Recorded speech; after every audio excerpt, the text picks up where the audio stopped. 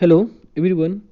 ये concrete technology का session है। इससे पहले हम लोग 9 लेक्चर तक हम लोग हिंदी में सेशन देखें, उसके बाद का ये सेट है जो इंग्लिश में है। तो ये कंक्रीट टेक्नोलॉजी का ऑब्जेक्टिव क्वेश्चन में आप सभी का स्वागत है। फर्स्ट क्वेश्चन लिखा हुआ है, to determine the modulus of rupture the size of test specimen use for. जब हम लोग मॉडुलस ऑफ रप्चर निकालते हैं तो जो स्पेसिमेन की साइज बनाई जाती है वो कितनी होती है, तो उसकी जो साइज होती है वो होती है 150 into 150 into 700 mm। Option number यहाँ पर सी क्या है, करेक्ट आंसर है। ओके, नेक्स्ट है the property of fresh concrete in which the water in the mix tend to rise to the surface while placing of and compacting as called। तो जब हम लोग कॉम्पैक्ट करते हैं तो इस प्रकार के कंक्रीट को जो फ्रेश होता है इसे हम लोग क्या कहते हैं, तो इसे हम लोग क्या कहते हैं, ब्लीडिंग कहते हैं। क्या कहते हैं, ब्लीडिंग कहते हैं। नेक्स्ट क्वेश्चन नंबर थर्ड है, सेलेक्ट द इनकरेक्ट स्टेटमेंट। कौन सा इसमें गलत है, तो फर्स्ट है clean mix bleed more than compact to reach one। second है bleed can be minimized to adding the pozzolana finer aggregate। then third है bleeding can be increased by addition of calcium chloride।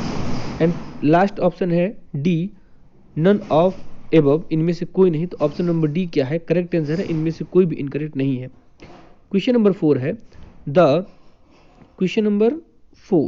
the property of the ingredient to separate from each other while placing in the concrete is called। देखिए, जब concrete एक दूसरे से अलग हो जाते हैं तो इस प्रकार के प्रोसेस को हम लोग क्या कहते हैं, सेग्रीगेशन कहते हैं। हिंदी में कहें इसको पृथक्करण।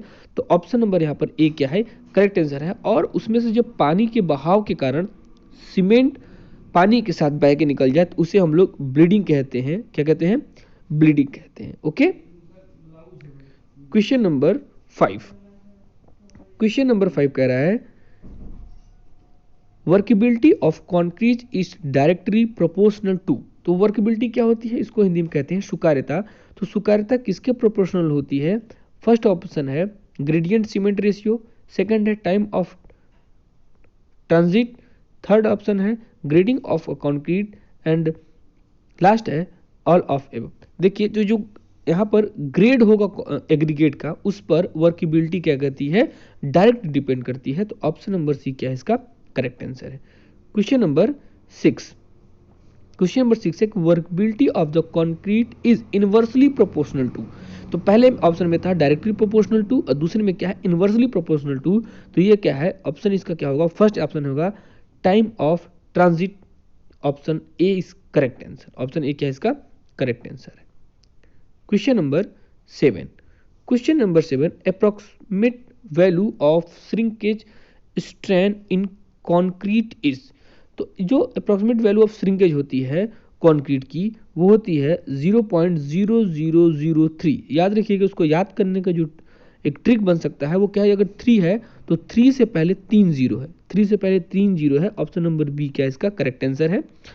एंड क्वेश्चन नंबर 8 कह रहा है कि air entertainment in the concrete increases. तो जब यहाँ पर एयर इंक्रीज हो जाता है कंक्रीट में तो इंक्रीज हो जाता है तो क्या होता है, तो फर्स्ट ऑप्शन क्या हो जाएगा, इसकी वर्केबिलिटी क्या हो जाएगी। ऑप्शन इसका करेक्ट आंसर, ऑप्शन नंबर ए क्या है, करेक्ट आंसर। क्वेश्चन नंबर 9 है the relation between modulus of rupture FCR जिसे रिप्रेजेंट करते हैं एंड प्लॉटिंग स्ट्रेंथ जिसे एफसीएस से एंड डायरेक्ट टेंसाइल स्ट्रेंथ जिसे एफसीएल इज गिवन। इन तीनों में रिलेशन क्या है कि एफसीआर, एफसीएस एंड एफसीएल में रिलेशन क्या है। तो ऑप्शन नंबर की बी क्या होगा, करेक्ट आंसर होगा कि जो एफसीआर है ये ज्यादा होगा, FCR is greater than FCS and is greater than FCL. ठीक, तो ऑप्शन नंबर बी क्या है, करेक्ट आंसर है। देन क्वेश्चन नंबर 10 है the approximate value of the ratio between direct tensile strength and fractural strength. तो इन direct tensile strength और fractural strength का जो रेशियो होता है वो 0.5 होता है। ऑप्शन नंबर बी क्या है यहाँ पर करेक्ट आंसर है। Okay. Question number 11, question number 11 है strength of concrete increase with. तो कंक्रीट की स्ट्रेंथ किसके साथ इंक्रीज करने पर होती है? तो यहाँ पर आप देख लीजिएगा ऑप्शन नंबर बी क्या है करेक्ट आंसर है कि increase in finance of cement. तो सीमेंट की सूक्ष्मता अगर इंक्रीज होगी तो स्ट्रेंथ भी कंक्रीट की क्या होगी? इंक्रीज होगी। ऑप्शन नंबर बी क्या है करेक्ट आंसर है। क्वेश्चन नंबर 12, क्वेश्चन नंबर 12 है the relation between modulus of rupture FCR and characteristic strength of the concrete FCK। बहुत सारे बुक में FCK या सिग्मा CK से भी से रिप्रेजेंट कर सकते हैं। इनके बीच का रिलेशन क्या होता है? FCR जो टेंसाइल स्ट्रेंथ है, तो टेंसाइल स्ट्रेंथ और इसके बीच का जो रिलेशन होगा वो क्या होगा? ऑप्शन नंबर सी जो है कि FCR जो होता है वो 0.7 अंडर रूट में FCK होता है।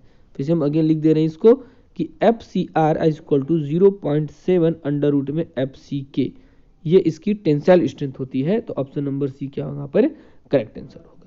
Okay, next question number 13, question number 13 है the compressive strength of 100 mm cube as compare to 150 mm cube is always. तो यहाँ पर 100 mm क्यूब की कंप्रेसिव स्ट्रेंथ किसकी तुलना में? 150 mm की तुलना में क्या होगी? ज्यादा होगी। Okay, question number 14 according to IS code जो लिखा हुआ है 4561978, मॉडुलस ऑफ इलास्टिसिटी जो है EC मतलब देखिए E और C ये कंक्रीट की है, अगर यहीं पे ES लिखा होता तो मॉडुलस ऑफ इलास्टिसिटी स्टील की हो जाती है। ठीक है, कितना लिया जाता है? तो यहाँ पे जो E इसकी तुलना में लिया जाएगा वो क्या होता है? Option number A EC equal to. ठीक, अब देखिए यहाँ पर अगर मॉडुलस ऑफ इलास्टिसिटी की बात करते हैं तो अगर EC जो होता है वो EC equal to 5 under root में FCK होता है। Okay, question number 15 increase in the moisture content in concrete. तो किसकी वजह से होता है?